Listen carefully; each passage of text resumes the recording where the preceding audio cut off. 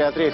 El éxito de George Soros reside precisamente en que no nos demos cuenta de a dónde nos está conduciendo y en que creamos que nuestras epidérmicas opiniones sobre cuestiones de profundo calado moral son nuestras y no inducidas por sus factorías de opinión pública. Esto no es política ficción, es realpolitik.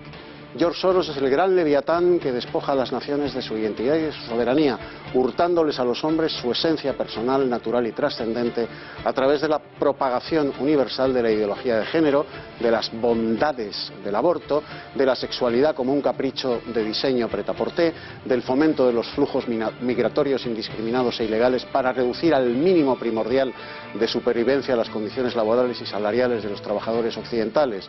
George Soros es el gran maestre y financiero de la logia universal de la globalización que pretende aplicar todo el poder coercitivo de los estados contra el cristianismo, porque solo el cristianismo hace libres a los hombres y a los pueblos y les otorga la dignidad humana que aún hoy son los frenos morales, espirituales y políticos que impide el triunfo absoluto del gran leviatán de George Soros y su maltusianismo social, esa doctrina inhumana que adecua la natalidad a la producción y no al revés, reduciendo a los hombres a meros instrumentos.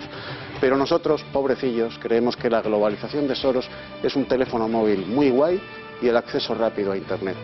Por eso no nos damos cuenta de a dónde nos está llevando el gran leviatán de la logia globalizadora, George Soros.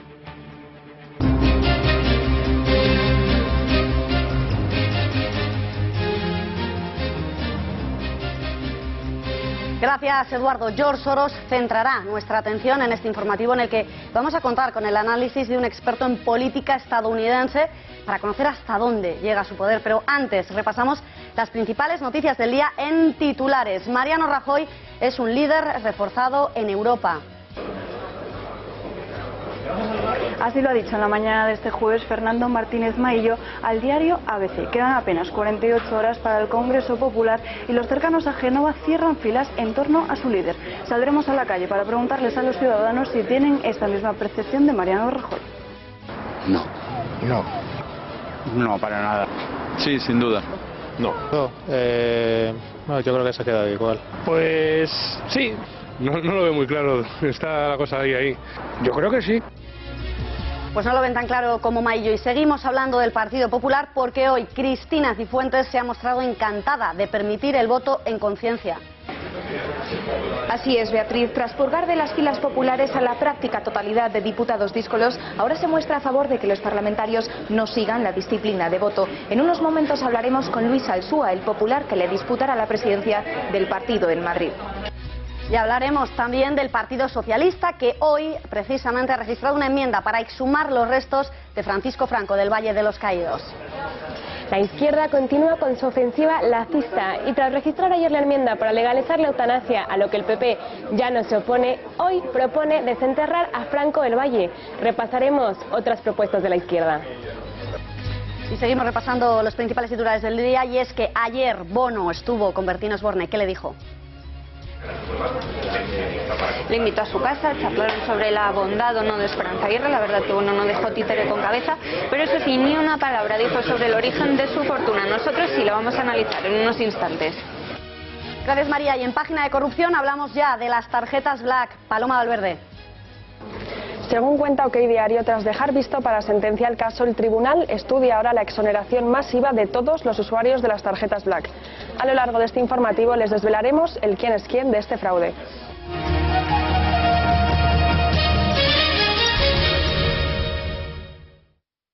Si hay un líder reforzado en Europa, ese es Mariano Rajoy. Pues ya lo han oído, un líder reforzado, ese es Rajoy. Palabras de Martínez Maillo con las que se ha quedado tan ancho a tan solo 2 días de los resultados del CIS, según el cual los españoles ponían una nota de apenas un 3,2 a Mariano Rajoy. Y aún así, bueno, hemos querido otorgar el beneficio de la duda a Maillo, sacando nuestros micrófonos a las calles para conocer qué percepción tienen los españoles del presidente del gobierno. Sí. ¿Y qué nota le pondría usted como político? Pues no lo sé, yo qué sé, pues un 8. Sí. ¿Y qué nota le pondría? 7. No. ¿Y qué nota le pondría como político? Un 5. No. ¿Y qué nota le pondría? Un 5. No, para nada. ¿Y qué nota le pondría como político? Un 3. Sí, sin duda. ¿Y qué nota le pondría? Un 9. Bueno, según la perspectiva, quizás desde una perspectiva socialista, estando en la oposición sí, que puede salir esforzado, no sé, no. ¿Y qué nota le pondría como político? Pues hombre, del 1 al 10, un 2. Bueno, yo creo que se ha quedado igual. ¿Y qué nota le pondría como político? Un 6. Pues sí, quizás sí. ¿Y qué nota le pondría como político? 7. No lo veo muy claro, está la cosa ahí.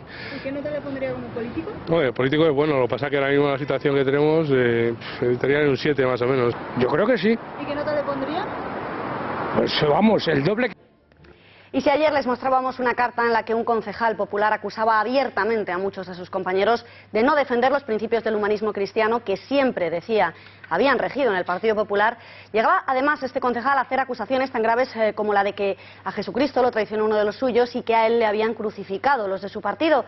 Una misiva en la que además iba más allá al acusar al presidente del gobierno de liderar un partido que a día de hoy defiende el infanticidio prenatal, la ideología degenerada, mal llamada ideología de género, de mantener también la proislamista alianza de las civilizaciones, responsable también de continuar con el Pro Batasuna, proceso de paz, así lo decía, con la guerra civilista, ley de memoria histórica y con todo el resto, literalmente, decía este concejal, de basura sectaria, intelectual y moral que conforma el legado de José Luis Rodríguez Zapatero. Bueno, pues si esto lo decía ayer este concejal, hoy Cristina Cifuentes ha manifestado que le parece muy acertado permitir la libertad de voto. Unas declaraciones que chocan si tenemos en cuenta que Rajoy en el Congreso y ella en la Comunidad de Madrid han conseguido que abandonasen la política todos aquellos que no comulgaban con los nuevos postulados del Partido Popular. Sobre todo en los temas que afectan con la defensa de la vida y de la familia. Y por otro lado, el vicesecretario sectorial del Partido Popular, Javier Maroto, también nos ha sorprendido con otras declaraciones al ABC en las que afirmaba sin sonrojo que en su partido mantienen el principio de defensa de la vida. Pues a Cristina Cifuentes se ha referido Luis de Asúa, es precisamente presidente actual del Partido Popular de Chamberí y definía a Cristina Cifuentes como una política de centro-izquierda. Por ello, por ese motivo, este presidente del Partido Popular en Chamberí pretende disputarle el liderazgo en el Partido Popular de Madrid. En unos minutos trataremos de hablar con él. Nos dicen que todavía no tenemos preparado listo esta conexión en directo, pero de Génova viajamos a Ferraz, desde donde esta misma mañana ha partido la iniciativa de los socialistas de sacar los restos de Francisco Franco de su tumba del Valle de los Caídos. Para ello han presentado ante el Congreso una proposición de ley sobre memoria histórica y pedirán también la creación de una comisión de la verdad sobre la dictadura. Una enmienda que deberá ser debatida los próximos meses y que ya se presentó en su día por parte de Esquerra Republicana de Cataluña, pero no es la única ofensiva laicista y guerra civilista presentada en los últimos días por la izquierda. Hablamos ya con Almudena Martínez Bordiú. Almudena, ¿qué más propuestas en esta línea hemos visto en los últimos meses? Muy buenas noches. Buenas noches, Beatriz. Así es, hoy mismo el Partido Socialista ha registrado una proposición no de ley que se debatirá en el Pleno del Congreso en las próximas semanas para exigir al Ejecutivo la exhumación del cuerpo de Francisco Franco. Piden a la familia que entierren el cuerpo en cualquier lugar de su elección fuera del Valle de los Caídos. Asimismo, hace apenas 2 días, el Partido Socialista pedía en el Congreso regular lo que ellos llaman la muerte digna, aunque por ahora defienden que no apoyarán a Unidos Podemos en su pretensión de regularizar la eutanasia. Por su parte, la formación de Mariano Rajoy también ha decidido unirse a esta campaña. El Partido Popular no incluirá en sus estatutos su oposición a la eutanasia durante el 18º Congreso Nacional que se celebrará este fin de semana en Madrid. Otro de los pilares de esta ofensiva es el debate sobre los vientres de alquiler. Recordamos que este martes Ciudadanos creó un evento para abrir un debate sobre lo que ellos llaman gestación subrogada. Un discurso que, recordamos, lo apoya también la presidenta de la Comunidad de Madrid, Cristina Cifuentes. Muchísimas gracias, Almudena. Pues se lo contábamos hace unos instantes. A Cristina Cifuentes se refería a Luis Asúa, presidente del Partido Popular de Chamberí, como una política de centro-izquierda. Por ello, ese era uno de los motivos por los que quiere disputarle el liderazgo del PP en la capital. Hablamos ya con él para conocer cuáles son sus propuestas para gobernar el partido a nivel regional. Le saludamos ya a Luis Asúa. Buenas noches. Buenas noches. Usted se presentará como rival de Cristina Cifuentes para presidir el PP en Madrid, pero usted la define a Cifuentes como una política de centro-izquierda. Dos cuestiones. Por un lado, ¿por qué dice que Cristina Cifuentes es de centro-izquierda, un extremo que ella niega, calificándose de liberal de centro o centro-derecha? Últimamente se considera así, pero Cristina viene de una larga trayectoria de ser la parte más social o más de centro-izquierda del Partido Popular. Cifuentes dice que no subirá los impuestos. Yo creo que hay que bajar los impuestos, esa es una política liberal. Cristina dice que ya no hay que hacer privatizaciones. Yo creo que hay que hacer privatizaciones, yo creo que en la subsidiariedad del Estado, es decir, el liberalismo es mucho más que una actitud, tiene un contenido ideológico muy importante que Cristina Cifuentes, pues de forma cosmética, quizá diga que es liberal, pero no lo es. ¿Y haría usted ese mismo tipo de políticas de Cifuentes? De las de Cristina Cifuentes. Yo no me presento a la Comunidad de Madrid, yo me presento a defender el ideario del Partido Popular desde una plataforma de liberal, de centro derecha. Entonces yo las políticas que haga en el gobierno regional me parecen perfectas, pero entiendo que debe haber un ideario del partido claro y luego un gobierno regional que, pues como está condicionado por un gobierno de coalición, tendrá que hacer las políticas que pueda. Pero Cristina Cifuentes cuenta con el apoyo y el respaldo ideológico de la cúpula de Génova. ¿Cree usted que tiene algo que hacer en su contra? ¿Yo? Sí, yo creo que sí. La gente me dice que me he tirado a la piscina, pero veo que hay bastante agua en la piscina. Yo creo que sí que vamos a tener recorrido. Suponemos que será consciente de que a partir de ahora Cristina Cifuentes y sus periodistas de cabecera tratarán de presentarla a usted como la caspa antigua del PP y, por tanto, a sus ojos, de extrema derecha. Bueno, no creo. Es bastante difícil. Yo tengo una trayectoria de muchos años en el partido y no creo que nadie pueda decir que soy de extrema derecha o caspa. Si ganara y finalmente se hiciera con la presidencia del partido en Madrid, ¿cuáles serían las primeras medidas que tomaría usted? Pues para empezar, incorporar todo el talento posible a Génova. Génova tiene un problema de desafección con una gran parte de los militantes del partido. Se dice que somos 95.000 militantes en Madrid y lo cierto es que solamente un 20% es activo. Lo primero que haré es tomar todo tipo de medidas y de esfuerzos para conseguir recuperar esos 75.000, que será difícil, pero sí una gran parte de estos afiliados que ya no están activos en el partido. Y, por supuesto, defender el ideario del Partido Popular frente a los condicionantes que tiene un gobierno de coalición como es el de Cristina Cifuentes en la regional. Por último, señor Asúa, es una evidencia la desafección del electorado popular hacia la actual cúpula del partido. ¿Cree usted posible dar un golpe de timón y que el PP vuelva a ser un partido que represente a la derecha sociológica en España? Yo creo que es importante que este proceso de primarias se haga de la forma más limpia posible para atraer el mayor número posible de militantes. No hemos empezado bien. Cristina Cifuentes ha planteado un congreso, o sea, un congreso en el Puente de San José que será lo que finalice el proceso de primarias y tampoco tenemos claras las reglas del juego, que ella se está saltando ahora mismo porque está en plena precampaña sin anunciar su candidatura y jugando pues con todas las armas que le da estar en Génova desde una posición muy dominante con respecto del resto de los candidatos. Señor Ruiz Asúa, muchas gracias por sus respuestas, le deseamos mucha suerte y buenas noches. Buenas noches. Bueno, pues seguimos con la vista puesta en el Partido Socialista porque ayer Bertín Osborne visitaba a Bono en su casa de Salobre, en Albacete. Una entrevista intimista en la que Bono habló de todo, de política, de su familia y hasta de cuidados estéticos. Pero de lo que no dio ninguna explicación fue del origen de su fortuna. Estás bien de pelo, no pierdes, pero si tienes... No, yo estoy bien de pelo porque bueno, me he puesto.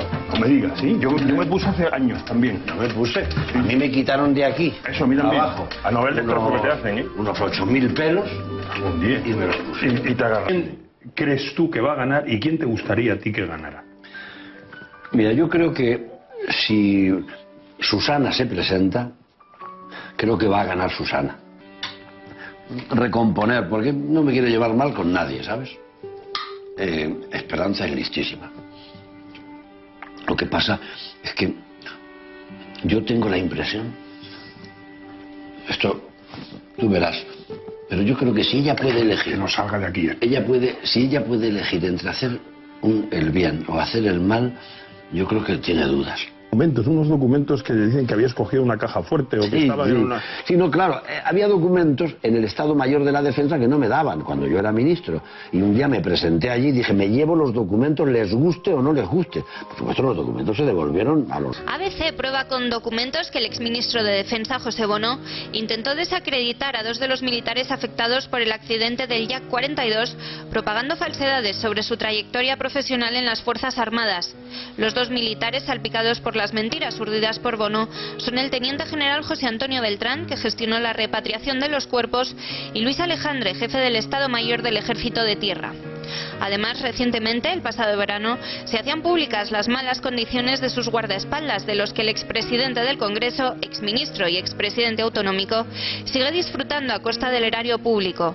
En concreto, estos beneficios del millonario expolítico, 5 años después de dejar la actividad oficial, nos cuestan a todos los españoles 150.000 euros anuales. Eso sí, puede ser que por poco tiempo, porque este martes los 3 partidos con representación en el Parlamento de Castilla-La Mancha, PP, PSOE y Podemos, votaron eliminar los privilegios a los que por ley tienen derecho los expresidentes de la región, que actualmente ya solo disfrutaba bono en lo relativo a seguridad. Este acuerdo es una novedad con respecto a hace 14 meses, cuando PP y Podemos hicieron la propuesta, pero el PSOE se negó e incluso Emiliano García Paje le pedía a Bono que no renunciara a sus privilegios. Bono tenía hasta entonces una secretaría de apoyo dotada con 2 personas, un despacho, un conductor, un automóvil de representación y un servicio de seguridad y protección personal. Tras el escándalo se vio obligado a renunciar a parte de estas prebendas. Hace 2 días volvía a saltar a los medios al pedir la Guardia Civil que también renuncie a que la benemérita custodie un chalet suyo en Toledo que está vacío. El exministro no solo no lo ha hecho, sino que exigió a este cuerpo que detuviera a 2 fotógrafos de ABC que tomaron fotos del exterior. El nombre de Bono se ha visto envuelto desde hace años en asuntos poco claros. El diario de esta casa, La Gaceta, ha desvelado numerosas exclusivas referentes al político, como las peticiones de publicidad que hizo a varios empresarios del IBEX 35 para su hípica, en la que tuvo contratados trabajadores ilegales, o la compra del famoso ático de más de 600.000 euros que hizo su hija cuando solo contaba con 24 años, sin olvidar escándalos mayores como el de su enriquecimiento mientras estaba en política, llegando a amasar un patrimonio de 6 millones de euros por el que tuvo que dar explicaciones en el Congreso. Normal el poco cariño que tiene a este grupo de comunicación. Todas las denuncias, todas las querellas fueron archivadas por unanimidad del Tribunal Supremo y todas se basaban en recortes de un periódico. Ahí está Maruenda, que algo puede decirles al respecto. El periódico era La Gaceta, dirigido por aquel Carlos Dávila. El grupo era Intereconomía, propiedad, entre otros, de Rato. Eduardo, ¿qué te pareció el programa en el que Bono invitó a Bertín a su casa, a la casa que tiene en el pueblo, en Salobres? Bueno, pues, querida Beatriz, como una reinona del papel cuché, José Bono, que es justo lo que hay debajo del peluquín que oculta tantas cosas, además de su calvicie, recibió en su casa a Bertín Osborne y a su programa amablemente intimista, que buscando la falsa complicidad del entrevistado, acaba convirtiéndose en cómplice involuntario del personaje. La impostada campechanía de cateto ilustrado de Bono, al que tanto le gusta disfrazarse, no es más que el maquillaje con el que oculta su biografía, sus tendencias, sus caprichos y, lo que es más importante, su inmensa fortuna. Se negó a explicar otra vez de dónde ha salido el gigantesco patrimonio acumulado con sus sueldos oficiales. Bertín tuvo el valor de preguntárselo, pregunta que, por cierto, jamás le ha hecho la agencia tributaria a José Bono. A los españoles, Bertín, no nos interesa nada qué le gusta a Bono, cómo le gusta, ni cómo hace migas manchegas, ni buenas migas con sus amigos.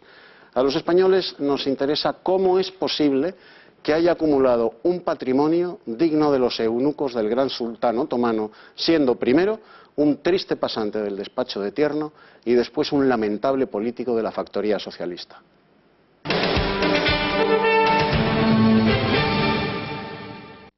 Hay un país que se llama Venezuela, donde la información es a chorros. Hay algún testigo protegido, ministros, gente que ha venido aquí y mucha gente ha venido a contarnos cosas, nos han dado hasta fotos. ¿Podemos ser financiado regularmente con fondos de Venezuela y Irán? Yo, a título particular, creo que sí, pero no lo puedo demostrar. Como oigo a algunos tertulianos, entre ellos a usted, pues quise saber qué era lo que pasaba con el Salsam, quise saber qué pasaba con el 11M, quise saber qué pasaba con Marta del Castillo, y esa brigada se encargaba de esas cosas, porque entendía que de aquellos que habían investigado no se podían volver a investigar. Creé esa brigada que tenía 12 o 13 funcionarios, parece ser que ahora no entra dentro de los cálculos. Ahora la van a eso. Pues con esas palabras, el exdirector operativo de la policía desvelaba en su entrevista al diario El Mundo que dio la orden de volver a investigar 3 grandes casos que pese a haber sido ya juzgados y sentenciados, considera que no se han resuelto correctamente. Se trata del 11M, el caso del Faisán y el caso también de Marta del Castillo. Ya medio resolver aún está el escándalo de las tarjetas Black. Y es que si el pasado jueves la Audiencia Nacional dejaba visto para sentencia el juicio, tras 26 sesiones parece que comienza a aclararse qué ocurrió realmente con las famosas tarjetas. Conectamos con nuestra redacción. Paloma Valverde, cuéntanos las últimas novedades. Buenas noches. Buenas noches, Beatriz. Así es, según cuenta OK Diario, todo apunta a que los cabecillas de las tarjetas Black serán condenados por administración desleal, mientras que las otras 65 personas encausadas quedarían exoneradas de manera masiva al considerar el juez que no habrían cometido ningún hecho delictivo. ¿Y cómo explica esto el magistrado? Asegura que estas personas utilizaban las tarjetas y que los dirigentes de las entidades lo conocían, por lo tanto no habrían cometido ningún delito de apropiación indebida o de administración desleal. Eso sí, todos ellos deberán devolver la parte íntegra de los gastos cometidos con esa tarjeta opaca. Los que por otro lado no se libran son Miguel Blesa y Rodrigo Rato, para los que la Fiscalía continúa pidiendo 6 años y 4 años y medio de cárcel respectivamente. Gracias, Paloma. Pues entre esos 65 imputados que, según el fiscal, usaron las tarjetas Black de forma depredadora y que dilapidaron 4 millones de euros, encontramos a representantes de los partidos de izquierdas, de derechas e incluso de los sindicatos. Entre los que más gastaron, se pueden imaginar, Miguel Blesa. Ildefonso Sánchez Barcoj, director general financiero, se lleva la palma en cuanto a gastos opacos. 574.000 euros en total, que dilapidó en juguetes, fruta, entradas de cine, hoteles de lujo y hasta compras en Loewe. Su sueldo era de más de 2,43 millones de euros al año. José Antonio Moral Santín, representante de Izquierda Unida, que ingresaba 526.000 euros al año como consejero de Caja Madrid, gastó además otros 456.000 euros, entre otras cosas, en comidas en restaurantes, algunas de ellas en el exclusivo Zalacaín. Ricardo Morado, el que fuera responsable de sistemas y organización de Caja Madrid, ahora trabaja en el Santander, es un experto en informática que no quiso dejar rastro de sus gastos. Sacó en cajeros 448.300 euros. Miguel Blesa, por supuesto, es uno de los principales señalados. El expresidente de Caja Madrid desde 1996 a 2010 no tenía suficiente con los 3,5 millones de euros que ganó al final de su mandato y se pagó safaris en África, más de 10.000 euros en vino, balnearios de lujo, hoteles de 5 estrellas y 82.000 euros en efectivo. En total, 436.000 euros. Matías Amat, que era el número 3 de la entidad y amigo de Blesa, que le puso un salario de 2,43 millones, era el director general de Caja Madrid, procedente de Citibank, y también tenía gustos refinados, como demuestran sus gastos en Loewe, Hermès o la joyería Tiffany, que rondan los 431.000 euros. Sin olvidar a Ramón Espinar Gallego, padre del senador de Podemos Ramón Espinar, que en muchas ocasiones se ha pronunciado sobre la corrupción de las tarjetas Black. El padre, que es exalcalde de Leganés, expresidente de la Asamblea de Madrid y exconsejero por el PSOE, gastó 178.400 euros. Cerramos este bloque sobre corrupción hablando de los Pujol, y es que la policía habría encontrado, ordenando cajones, un pendrive con información relativa al clan que ya habría entregado al juez José de la Mata, que instruye el caso. Este juez ya ha trasladado su preocupación ante una posible nulidad del procedimiento por las pruebas, dice, de origen desconocidas entregadas por la Policía Judicial. Ha dictado una providencia en la que hace constar que la Policía Judicial le acaba de hacer entrega de ese pendrive, dice hasta la marca Toshiba, 8 gigas de capacidad, y al parecer, añade este juez, en este pendrive se contienen datos que han sido utilizados por la Brigada Central de Blanqueo y Anticorrupción de la Policía Nacional para llevar a cabo esa investigación relativa a los Pujol. Eduardo, qué casualidad, ¿no?, que precisamente el juez que instruye el caso, el mismo que ha dejado en libertad sin ningún tipo de medida cautelar a los miembros del clan, diga ahora que es que las pruebas no le parecen lo suficientemente viables cuando hay unos pendrives que se pueden comprobar y en los que existe información relativa al clan. Y además de esos pendrives existen pantallazos que la policía le envió a este juez sobre las cuentas de la banda de los Pujol en Suiza. Pero claro, este juez es tan independiente que con esas pruebas en la mano, pues puede que el árbol entero caiga. Entonces, como es tan independiente, no quiere que se sustancie en hechos reales la amenaza que Jordi Pujol, en su comparecencia parlamentaria, en la que se limitó a broncar a los parlamentarios que le habían llamado, y todos le escucharon postrados y obedeciéndole, ya amenazó que con que si caía su rama, si caía su nido, iba a caer todo el árbol. Jordi Pujol es un personaje clave desde hace 40 años en la actual política española. Jordi Pujol ha untado a todo el establishment español, no solo en Cataluña, sino también en Madrid, a la élite del mundo financiero y del mundo político. Si esas pruebas evidencian cómo la banda de los Pujol ha estado durante 38 años saqueando Cataluña, pues a lo mejor se cae todo el árbol. Y claro, un juez independiente no puede permitir que el árbol se caiga. Eduardo, y brevísimamente, respecto a la noticia anterior de corrupción, si realmente acaba sucediendo lo que apunta OK Diario, que podrían ser exonerados de manera masiva los usuarios de las tarjetas Black, ¿podemos seguir creyendo en esta justicia? Somos todos iguales ante la justicia. 20 segundos te quedan. Yo te responderé con un hecho real. Elpidio Silva encarceló a Blesa y le echaron de la carrera judicial. ¿Te he contestado? Me has contestado clarísimamente, pero Eduardo, son las 9 de la noche, nos queda repasar las siguientes noticias que les vamos a ir contando en este informativo, las repasamos ya en el siguiente sumario.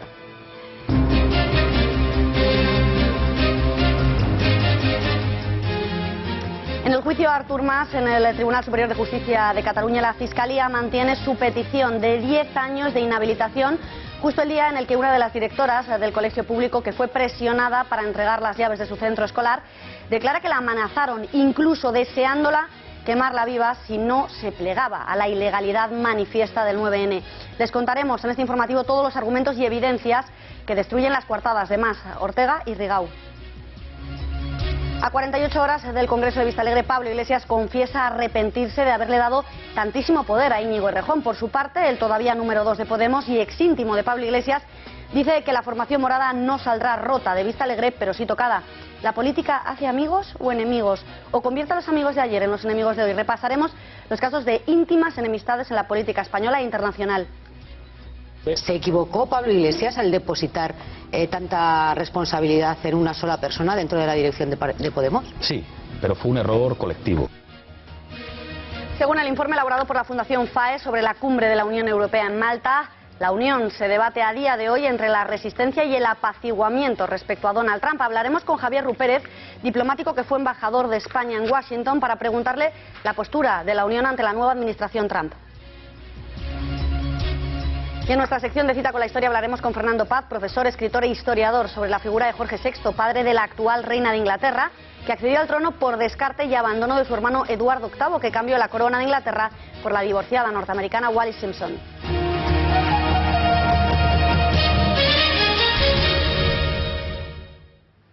Pues esta misma mañana ha declarado la alcaldesa de Vilanant, en Gerona, reconociendo que ella misma sí cedió un local municipal para que se celebrara la consulta. El juicio por el 9N, como ven, continúa adelante y la Fiscalía mantiene la petición de 10 años de inhabilitación para cargo público para Artur Mas, a quien le imputa los delitos de prevaricación y desobediencia. Sin embargo, la alcaldesa gerundense ha sido de las pocas que ha respaldado con su declaración ante el juez las coartadas de los acusados. Hoy mismo, la única directora que se negó a ceder su colegio para colocar las urnas, ha denunciado que llegaron a decirle que merecería ser quemada, tener cáncer y morirse por su negativa a darles las llaves.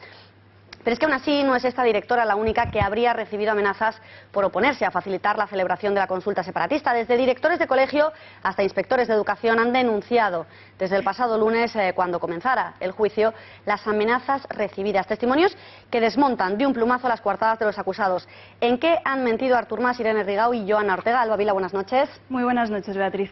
Pues así es, vamos ya a desmantelar las mentiras de los principales acusados, voluntarios. Así calificaban tanto las consejeras como el expresidente de la Generalitat a todos aquellos que habían ayudado a organizar el referéndum ilegal. Sin embargo, en su testimonio ante el juez, la directora de uno de los colegios aseguraba haber recibido presiones por parte de la Generalitat por no querer entregar las llaves sin una orden escrita. Me sentía muy violenta porque les tenía que decir que no le daba las llaves sin orden escrita, y le dije: no es que quiera desobedecerla. Y ella me cortó y me dijo: pues parece que quieras desobedecerme.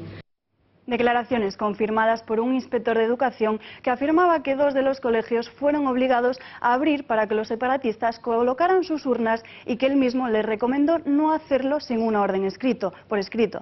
¿De verdad eran tan voluntarios los supuestos 40.000 voluntarios a los que los acusados imputan la ejecución de la consulta? Escuchen. Va dir una frase i la vaig comentar a la meva... quan vaig prestar declaració en la fase d'instrucció, que després va sortir fins i tot a la premsa, em va dir textualment que la directora de serveis territorials s'havia posat furiosa quan li havien demanat que donés instruccions per escrit. Por su parte, Francesc Homs aseguraba que desconocía las consecuencias que podría acarrear la celebración de un referéndum, un aspecto que habló con Artur Mas, al que le aseguró que la consulta no era ilegal. Resulta un poco extraño que el exconsejero no conozca todavía la ley española. Más todavía, después de la orden de suspensión del Constitucional del día 13 de octubre y, por consecuencia, el bombardeo de titulares de los medios de comunicación. Nosaltres no estem cometent cap irregularitat, cap il·legalitat i encara menys cap acció que pugui ser tipificada en el terreny penal. Y asegura no conocer las consecuencias a pesar de haber encargado y recibido las urnas para poder celebrar la consulta una vez que el Constitucional había ya vetado su celebración. Así lo dijo el empresario que facilitó las urnas a la Generalitat. En una relación de centros de la provincia de Barcelona, que es donde nosotros teníamos que entregarlo. ¿Y lo entregaron? Sí. ¿El 7 y 8 de noviembre? Sí. El que sí ha admitido sin tapujos que cedió los colegios, a pesar de conocer la suspensión, ha sido Xavier Trias, el exalcalde de Barcelona. Vam dir, escolta'm, és important que el col·lectiu es posi a disposició, però cada un faci el que vulgui. Como ves, Beatriz, la mayoría de los testimonios desmontan la coartada de los separatistas. Pues ha quedado clarísimo, Alba. Muchas gracias. La Generalitat abrirá además 6 nuevas mal llamadas embajadas en 2017 y hará lo que denominan también 138 misiones empresariales. Así lo ha anunciado el Departamento de Empresa, que asegura que estarán destinadas a la promoción económica de Cataluña en el extranjero. De las 6, 3 comenzarán a funcionar en este primer trimestre del año, en concreto las de Zagreb, Belgrado, Teherán y Nairobi, aunque durante el resto del año se abrirán otras 3, las de Los Ángeles, La Habana y Ámsterdam, con una inversión de, atención, 1.200.000 euros. Además, el consejero del ramo, Jordi Baiget, ha desvelado que durante este ejercicio la Generalitat tiene previsto realizar un total de 138 viajes empresariales con el objetivo de dar a conocer en el extranjero la viabilidad del proyecto catalán. Más noticias sobre Cataluña, aunque en este caso relacionado con Podemos, y es que el 80% de su electorado rechaza el mal llamado derecho a decidir. Solo el 19,2% de los electores de la formación morada estarían a favor de que se reconozca a las autonomías la posibilidad de convertirse en estados independientes. Así se sustrae del último barómetro del CIS, y a pesar de ello, pues tanto Pablo Iglesias como Íñigo Errejón se han mostrado en incontables ocasiones a favor de consultar a los catalanes en un referéndum ilegal. Esto parece ser lo único en lo que están de acuerdo pues el número 1 y el número 2 de la formación morada, que continúan a estas alturas de tournée televisiva, lavando los trapos sucios de plato en plato. Hoy, por ejemplo, le ha tocado el turno a Ana Rosa y a Antonio Ferreras. Ambos han recibido a Iglesias y a Errejón, respectivamente, y ninguno se ha mordido la lengua en esta particular guerra fratricida que protagonizan desde hace ya meses. Comenzamos por las declaraciones del secretario general, que ya ni siquiera finge o niega la crisis y arremete frontalmente contra Errejón. Laura, ¿qué ha dicho exactamente Pablo Iglesias hoy? Buenas noches. Buenas noches, Beatriz. Pues sí, Pablo Iglesias suma hoy los suyos a la larga lista de reproches de Podemos. Incluso hoy ha llegado a asegurar arrepentirse de haberle dado tanto poder a su ahora rival, Íñigo Errejón. ¿Se equivocó Pablo Iglesias al depositar tanta responsabilidad en una sola persona dentro de la dirección de Podemos? Sí, pero fue un error colectivo. Defiende las suyas cuando se le pregunta por su entorno, punto clave y punto sobre todo de fricción en estos días, a los que Errejón acusa de su mala relación con el hasta ahora líder de la formación morada. No sería honesto que yo dijera, no, Íñigo es estupendo y con él me entiendo, pero es que está rodeado. No, hombre, no. O sea, en política todos somos ya mayores y uno pues se rodea de quien entiende que trabaja bien con uno. Pero esta lucha de poderes continúa. Errejón, en su versión más positiva, apuesta por el tándem. Pablo Iglesias, por el otro lado, asegura que en Vistalegre no solo se juega el futuro del partido, sino el suyo propio. Escuchemos. Si los inscritos deciden que el líder es Íñigo Errejón porque su lista gana, desde luego dejaría la Secretaría General. Lo del escaño lo hablaría con los compañeros, puede que sí. Vistalegre, Beatriz, se convierte en un todo o nada a solo 2 días de conocer el futuro del polémico Partido Morado. Gracias, Laura. Escuchamos ahora a Íñigo Errejón. Siguiendo sus declaraciones ha estado Adriana González Palacios. Adriana, el aún portavoz se muestra convencido de que Podemos no se rompe. Buenas noches. Buenas noches, Beatriz. Efectivamente, Íñigo Errejón rechaza que el partido pueda romperse, aunque sí considera que puede haberse afectado en Vistalegre 2. También echa por tierra las teorías de conspiración contra Pablo Iglesias y mantiene que siempre ha defendido el voto al secretario general del partido. También informa sobre los movimientos dentro de Podemos y asegura que no se debe hablar de la crisis en los medios. Escuchemos. Podemos no se va a romper y yo creo que todos vamos a estar a la altura para que eso no suceda, pero sí que puede salir tocado. Creo que hay que tatuarse, que hay que tener la discusión, no como si el mundo se acabara el domingo, sino como si el trabajo comenzara el lunes. No, las teorías de la conspiración contra Pablo, supuestamente contra Pablo, no son ciertas y a mí además me duelen particularmente. No creo que haya nadie que haya destinado más horas ni más energía a hacer de Pablo presidente del Gobierno de España. Y por tanto con esto quiero ser extraordinariamente claro. Hemos ido escorándonos y perdiendo vocación de mayorías, creo que eso aleja la posibilidad o dificulta la posibilidad de un gobierno de cambio y creo que eso ha sido paralelo al desplazamiento de una buena parte de la gente que para mí constituye en la materia gris fundamental. ¿Y la causa ha sido el entorno de Iglesias? Bueno, son dos fenómenos que se han ido dando paralelos. Donde no se tiene que hablar, en mi opinión, es en los medios de comunicación. No por no responder a las preguntas, sino porque hay cosas que por responsabilidad, yo claro que he leído cosas que no me gustan y claro que hay veces que cuando hay diferencias saltan chispas y yo claro que he leído cosas que me han estremecido y sin embargo creo que ese no es el debate que nos debemos. Batalla a muerte que se decidirá en apenas 2 días y de la que los pablistas parecen convencidos de su victoria y más les vale porque están dimitiendo en bloque de sus escaños en caso de que pierdan. Así lo ha dicho esta mañana Ramón Espinar o Irene Montero, que insiste en que su facción es la idónea para ganar a Mariano Rajoy. Aún no ha comenzado el cónclave y ya se escuchan acusaciones de pucherazo. A 2 días de la asamblea que renovará la dirección y política del partido, varios militantes han alertado de fallos en las votaciones. Por un lado, inscritos que no han podido ejercer el derecho a voto al no recibir el código de verificación que les habilita para ello, y por otro, expulsados en su momento por la Comisión de Garantías y que han comprobado con sorpresa cómo no podían participar en la votación. Así las cosas, no sorprende que hoy mismo Miguel Urbán haya confesado a Susana Griso que en Vistalegre está ya todo el pescado vendido. Y va a aflorar ese debate porque da la sensación de que vais a llegar a Vistalegre con el pescado vendido, es decir, las votaciones se están haciendo en los días previos, se va a acabar, digamos, la posibilidad de votar a media mañana y cuando empiece el debate, entre comillas, político, ya se habrá elegido una ejecutiva, un secretario general, ¿no?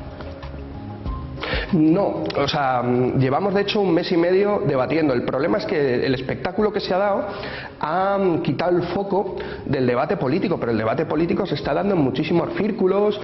La cosa está que arde en Podemos y de ganar Errejón, y si los pablistas cumplen con sus amenazas veremos un hemiciclo vacío de morados, pero no siempre se han llevado tan mal Pablo Iglesias e Íñigo. Eran íntimos amigos, como antes lo fueron Hernando y Sánchez, González y Guerra, Aznar y Rajoy y hasta Hillary Clinton y Donald Trump. Es evidente que, como decía Fraga, la política hace extraños compañeros de cama. Repasamos las amistades rotas dentro de la política con la ayuda de María Durán. María, buenas noches. Buenas noches, Beatriz. Pues sí, se dice siempre que la política hace extraños compañeros de cama, que es verdad, pero fijándonos en los ejemplos más recientes de nuestra democracia, lo que hace sobre todo es convertir a los mejores amigos en acérrimos enemigos. El último caso lo tenemos en la ya manifiesta antipatía que se profesan los 2 principales líderes de Podemos. Ni los besos de diciembre en una televisión han podido arreglar una relación que no tiene marcha atrás. Aunque si nos fijamos en otras rupturas de Iglesias podríamos pensar que él es el culpable, ya que haciendo memoria también ha acabado francamente mal con Tania Sánchez, antigua novia que dejó Izquierda Unida para unirse al Partido Morado y que ahora está en el sector errejonista. Yendo un poco más lejos, el expresidente Felipe González y su número 2, Alfonso Guerra, eran tan amigos que se comprometieron a cuidar a los hijos del otro si a alguno le pasaba algo. Finalmente la vida pública les pasó factura y en 1991 Guerra dejó la política política al no sentirse apoyado por su amigo a raíz de varios asuntos, entre ellos un escándalo económico que afectó a su hermano. Otro expresidente, Aznar, cuenta en sus memorias que Rato se distanció de él porque tras negarse 2 veces a ser su sucesor, cambió de opinión, pero ya no había marcha atrás. El que fuera su vicepresidente rompió una amistad que venía incluso de sus familias porque no consiguió superar la decepción. Y estas 2 primeras negativas de Rato son las que hicieron que a día de hoy siga siendo Mariano Rajoy el sucesor y presidente. Y por cierto, que ni siquiera ser el elegido le ha librado de acabar también bastante mal con Aznar, que cada vez que puede le enmienda la plana y ha renunciado a ser presidente de honor del PP recientemente. No se alarmen que hay excepciones. Zapatero y Alonso, que fue ministro de su gabinete, eran amigos de la infancia y lo siguieron siendo hasta la muerte del segundo, que se produjo tristemente la pasada semana. Y para encontrar otro ejemplo similar, nos tenemos que ir fuera de nuestras fronteras. Hillary Clinton y Barack Obama, que no se podían soportar cuando compitieron en primarias. De hecho, de Obama es la frase "Clinton no es de fiar", que tanto ha citado Donald Trump. Han acabado siendo secretaria de Estado de por medio, íntimos amigos tras su trabajo en la administración en los últimos años. Pero en general, basándonos en estos casos, parece que la política no es la profesión ideal si se quiere tener muchos amigos. Beatriz. Muchas gracias, María. Las enemistades a cuenta del poder no son nada nuevo en la historia. Hemos visto pues, infinidad de casos en la historia en los que hemos visto esos ejemplos de cómo antiguos amigos se convertían en íntimos enemigos. Eduardo. Pues sí, efectivamente, Beatriz, nada nuevo bajo el sol declinante de Podemos, que en Vista Alegre escenificará el gen cainita de la política que nace en Troya con Héctor y París y con Agamenón y Menelao. Desde luego, ninguna de las novias podemitas, añejas o actuales, puede compararse en belleza con Helena de Esparta, que separó y enfrentó a 4 hermanos al convertirse en Helena de Troya.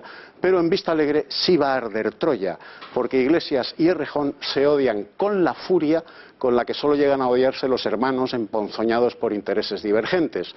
Esto empieza con Caín y Abel, pero en la versión podemita los 2 son Caín, pues ninguno es tan bueno como Abel. La historia está llena de íntimos amigos que acabaron asesinándose por el plato de lentejas del poder y por la primogenitura del mando.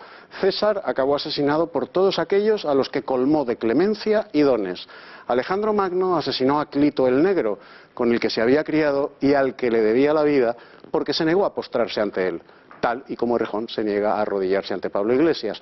Lenin asesinó a sus camaradas anarquistas, de los que decía que son estupendos para hacer la revolución, pero que después es conveniente matarlos a todos. Stalin asesinó a Trotsky y de Vista Alegre Pablo Iglesias saldrá a hombros o Irene Montero llevará luto por él. A ver si hay suerte.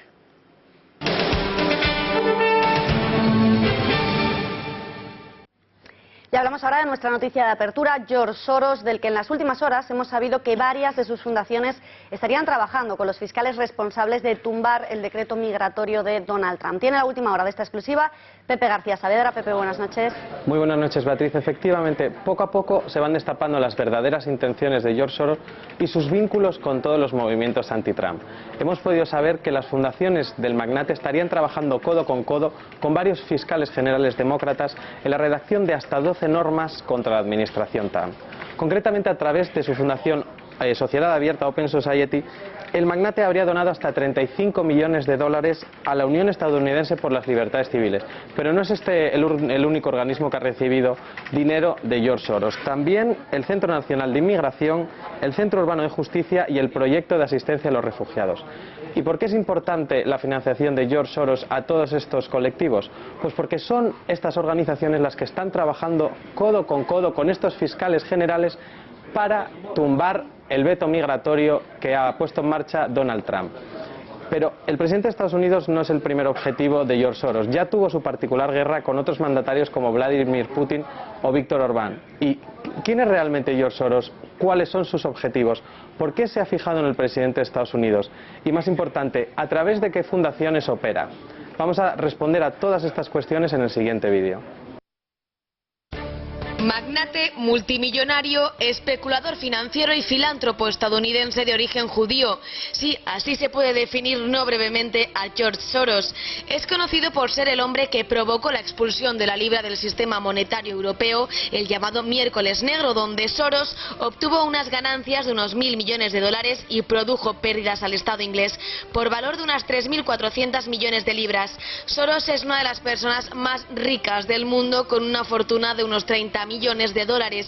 Pero ¿cuál es su ideología? El globalismo. Es el líder mundial del movimiento contra las fronteras y entidades nacionales. Soros es también conocido por ser un gran partidario del liberalismo económico y sus políticas. Defiende la filosofía de sociedad abierta. ¿Y qué intereses tiene?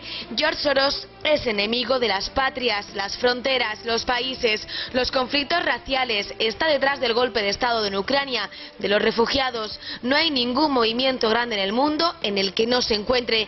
Ha sido especialmente activo en ir contra Donald Trump. Ha dado muchísimo dinero a la campaña de Hillary y con el triunfo del magnate ha perdido 1.000 millones de dólares. Ha llegado a pagar $20 la hora a las personas que fueran a manifestarse contra Trump. En algunas ciudades, incluso 50 como en Nueva York. Todo por su afán de acabar con el presidente electo. Putin y Orbán, dos de sus otros enemigos principales. Ambos han prohibido la presencia de las ONGs de Soros, ya que él las ha utilizado durante años para controlar muchas de las decisiones importantes de Rusia y Hungría. Y en la actualidad se ha jugado su fortuna a una sola carta: vetar a Trump. Lo ha apostado todo. Ya solo le queda esperar si gana o pierde. Nos acompaña en plató ya nuestro analista experto en política estadounidense, Carlos Esteban. Carlos, muy buenas noches. ¿Qué tal? Buenas noches. Buenas noches. Bueno, pues vamos a empezar por el principio. ¿Quién es George Soros? ¿Por qué tiene tanto dinero y por qué tan poca gente, digamos así, de la calle sabe de este señor que domina todo? Bueno, la verdad es que merece la pena saberlo porque es un personaje fascinante y además creo que es uno de los personajes claves de este principio de siglo. George Soros es un financiero internacional que ha hecho su dinero... Sí, húngaro. Bueno, húngaro es complicado. Está por ver. No, sí, es húngaro, pero vamos a ver, su padre es un judío alemán que se instala en Hungría, cambia de apellido, que se llama Schwarz, cambia a Soros, es un esperantista. Ya sabes que el esperanto es un idioma artificial con pretensiones de internacionalidad y tal, y eso ya es bastante curioso. George Soros apareció en la revista de esperantistas como el primer niño que hablaba esperanto como un idioma natural y luego después de la guerra se va a Suiza, después de Suiza se va a Inglaterra donde se nacionaliza y bueno, en este momento está en Estados Unidos. Es decir, toda esa historia personal indica a una persona para quien las fronteras realmente no tienen ningún significado y son meramente una molestia. Carlos, pero ¿por qué tiene tantísima influencia en todos los ámbitos? En todos los ámbitos y además no solo en un país, sino en prácticamente la totalidad del mundo. Pues se hizo porque es muy rico. ¿Y por qué es muy rico? ¿Cómo se hizo tan rico, Carlos? Se hizo rico fundamentalmente especulando, que es como, es decir, cuando lo que vendes y compras es el dinero, es como consigues más dinero. Es decir, normalmente la gente muy rica sale de los mercados financieros, porque es donde está el dinero. Concretamente con ese gran golpe que dio y que expulsó a la libra del sistema monetario europeo, ganó muchísimo dinero. Normalmente es un especulador sensacional, buenísimo, que con una información magnífica y con unos socios de lujo. ¿Y a qué personas habría ayudado a lo largo de toda su vida y con qué propósito? Claro, ¿por qué ayudó a unos sí, a unos no? ¿Cuáles son sus principales, digamos, caballos de batalla? ¿Cuáles han sido a lo largo de...? Porque es verdad que ahora hay muchos. Sí, que ha tenido muchos aliados o mucha gente a la que ha apoyado, pero es mucho más... casi se le define mejor por la gente a la que odia o a la gente contra la que va. ¿Contra qué gente ha ido? Y luego me dice también un poco a quién ha ayudado, que me interesa. Creo, por lo que he visto del personaje, yo creo que su principal bestia negra es y ha sido siempre Vladimir Putin. En general, Rusia es el país que odia porque es un país que evidentemente está completamente en contra de todo lo que Soros defiende. Soros defiende un mundo sin fronteras, un mundo, digamos, en el que no hay unas identidades nacionales, y Rusia representa exactamente lo contrario.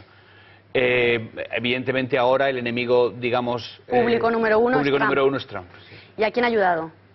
Bueno, ha ayudado a todos los contrarios a Putin y a todos los contrarios a Trump, pero luego aparte él tendrá una serie de querencias y una serie de argumentos y cosas que defienda especialmente, porque por ejemplo la ideología de género es uno de los bastiones a los que ha dado muchísimo dinero, con los que ha financiado muchísima gente. Su obra de cabecera es La sociedad abierta, de Popper. Su idea es esa, es decir, todo lo que ponga en peligro a la sociedad abierta es su enemigo, y la sociedad abierta, una de las cosas que pone en peligro es, por ejemplo, la cohesión étnica o cultural de un país. Es un enemigo directo de la sociedad abierta y, por tanto, es un enemigo directo de Soros. Soros es una persona bastante obsesiva en eso y en general, está detrás prácticamente de cualquier movimiento que aparezca en portada en los periódicos. Detrás está él a favor o en contra, pero siempre con mucho dinero, repartiendo mucho dinero. ¿Y por qué mantiene esa lucha en contra del cristianismo?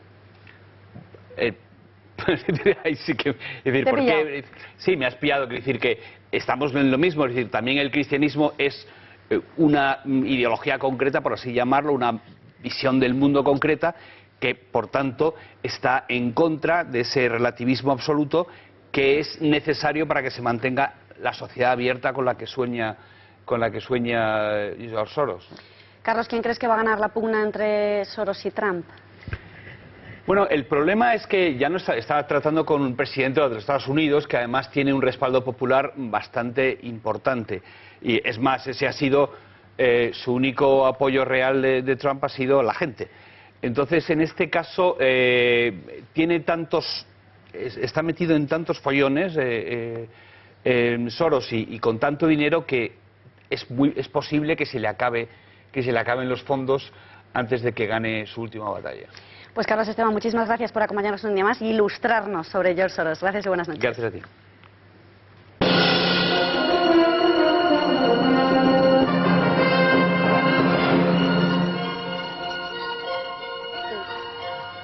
El 9 de febrero de 1952, hace ahora 65 años, moría Jorge VI, el padre de la actual reina de Inglaterra. Fue el monarca que presidió la liquidación del imperio, aunque eso no significa que fuera el único responsable. Fernando Paz, buenas noches. Muy buenas noches. Jorge VI murió joven, pero ¿qué balance puede hacerse de su reinado? Pues murió con 56 años, es verdad que murió bastante joven. Le tocó... Perdona, ¿cuántos años? 56, no he echado mal las cuentas. Le tocó presidir prácticamente la liquidación del imperio, o los comienzos de la liquidación, porque reinó desde diciembre del 36 hasta febrero del 52. O sea que sí, pero no puede considerarse el primer responsable, aunque lógicamente tenga una responsabilidad. Fue el monarca inglés de la Segunda Guerra Mundial. Además, Paz, en lo personal sufrió bastantes adversidades, han hecho incluso películas, tenía una serie de problemas para hablar en público. ¿Qué le pasaba? Pues que era tartamudo, por ejemplo, que era zurdo, lo cual para la época era un gran problema. Recordemos cómo iban esas cosas. Además era zambo, es decir, tenía un problema en las piernas muy pronunciado. Bueno, como has dicho, pues era un chico era un chico que lloraba por cualquier cosa, era un chico miedoso, porque normalmente la aristocracia británica de entonces no se ocupaba de la crianza de los hijos. Y él por la noche, por ejemplo, pues tenía mucho miedo, y durante toda su infancia, al parecer el chaval, que se llamaba Albert, realmente, no Jorge, pero bueno, lo pasó muy mal, Paz, es que además en realidad a Jorge VI no le correspondía haber reinado, puesto que el rey debería haber sido Eduardo VIII. ¿Qué es lo que pasó exactamente? Que se cruzó Wallis por ahí, ¿no? Se cruzó una señora, una divorciada, 2 veces divorciada, norteamericana, que en la Inglaterra de aquella época, bueno, en el mundo de aquella época, lo que ha llovido, y sobre todo lo que ha llovido en Inglaterra, era algo intolerable para que un rey se casara con ella, ¿no? Y además, los 2 maridos estaban vivos, porque si hubiera divorciado y hubieran muerto sería otra cosa, pero estaban vivos. Y Eduardo VIII tuvo que elegir entre el trono y la señora Simpson. Eligió el trono en diciembre del 36, perdón, la señora Simpson en diciembre del 36, pero también hubo una serie de enjuagues políticos por detrás, porque no interesaba que Eduardo VIII fuera rey de Inglaterra. ¿Por qué? Porque era germanófilo y en aquel momento el gobierno alemán lo dirigía Adolf Hitler. Además, también es importante, Paz, que el rey o reina de Inglaterra son la cabeza de la Iglesia anglicana, algo que a veces se nos olvida y claro, es fundamental en este caso, por ejemplo. Evidentemente, y entonces eso le impedía, digamos, reinar al casarse con una divorciada en aquella época. Además, bueno, son la cabeza de la Iglesia anglicana a título muy simbólico, o sea, tampoco es que vayan a definir ninguna cuestión religiosa, pero efectivamente sí, era incompatible. Paz, pues nos queda un minuto, pero volviendo rápidamente a Jorge VI, lo cierto es que como político no fue nada torpe. Íntimo de Churchill, por cierto. Fue íntimo de Churchill, al que él elige frente a Lord Halifax el 10 de mayo del 40. Además, apoyó a Chamberlain antes, también en la política apaciguadora, y fue como político bastante hábil. Fue el primero, en un crucero, y para que te hagas una idea, jugó al tenis con un negro, lo cual era insólito en aquella época, y levantó la expectación y la admiración de todo el mundo, o sea... Bueno, señores, pues hasta aquí el informativo de hoy. Si se han quedado con ganas de Fernando Paz, pues ya lo saben, Tiempos Modernos, que continúa aquí. Gracias y buenas noches. Volvemos mañana.